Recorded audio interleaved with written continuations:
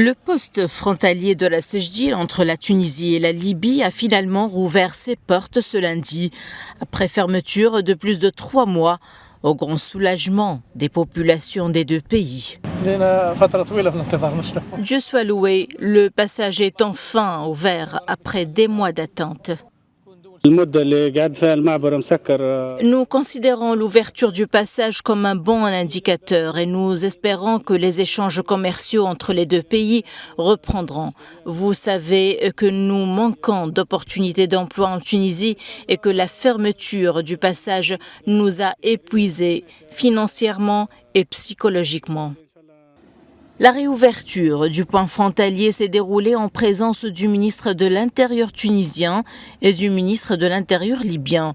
Lors d'une conférence de presse, le ministre tunisien a affirmé que la décision de la réouverture totale du passage a été prise de façon commune, et ce, après l'avoir partiellement ouvert le 13 juin dernier face à des situations d'alerte.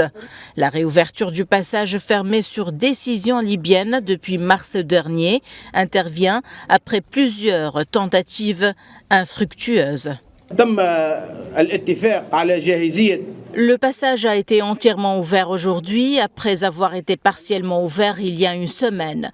Et nous avons exprimé notre attachement au terme de l'accord que nous avons signé ensemble.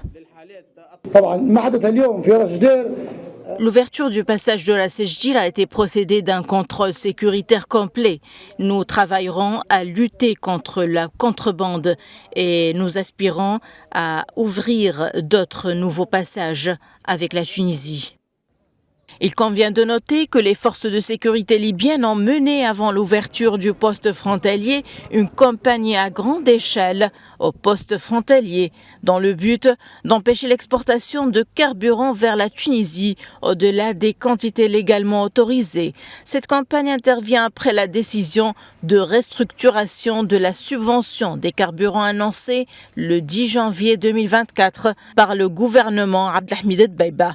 D'après les observateurs des relations tuniso-libyennes, cette décision risque, pour peu qu'elle soit appliquée, avec beaucoup de rigueur, d'impacter négativement la Tunisie.